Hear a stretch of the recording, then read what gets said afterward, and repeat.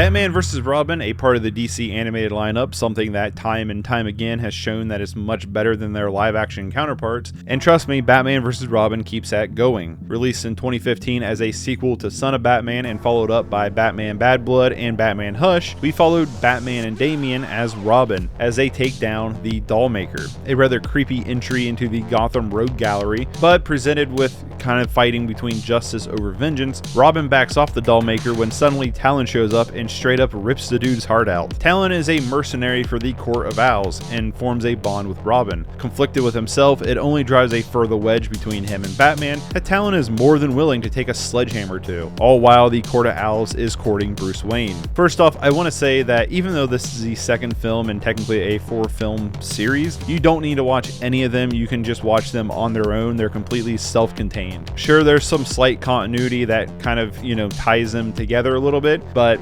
you can just watch this on its own. Batman vs. Robin is the only one of the 4 I hadn't seen until today, and honestly, it wasn't until writing this review that I even found out that it was supposed to be a sequel, although I would personally say each one of these 4 films is totally worth watching, but I honestly have to say I think Batman vs. Robin is my favorite of the 4. The animation is great, it's before the art direction of the newer films, the action is handled really well with some great choreography and has some really pounding moments. The score leans a bit more into the horror tone that I like to help push some of the darker tone of the film, and honestly the film had a great opening that really set the mood and what the conflict was going to be. One of the real standouts for the film for me was the relationship you see on screen between Batman, the Bruce Wayne, and Robin, his son Damian Wayne. Bruce Wayne, who isn't used to being a father, and Damian, who isn't used to having one, are always butting heads, which honestly feels completely organic to their relationship as you watch both of these characters try to navigate this new relationship. This allowing our villain Talon to play a pretty interesting role as a potential new father figure for Robin. Robin is trying to find himself, but he's unable to think for himself, so he desperately wants somebody to give him the answers, but he only wants the answers he wants to hear, which is what makes this daddy triangle a really interesting one to watch on screen. It's also a great way to add a lot of depth and complexity to Batman without honestly having to rely on the villain. The true conflict of the film is at the home front, despite the brewing evil in the background. With that being said, I love the Court of Owls in this film, and I wish we would have got more of them. Having a secret Illuminati-style society within Gotham is a really fascinating one that was building a lot of potential as they were trying to infiltrate Bruce Wayne. However, the Court of Owls is almost kind of completely scrapped in the way for Talon, and honestly, it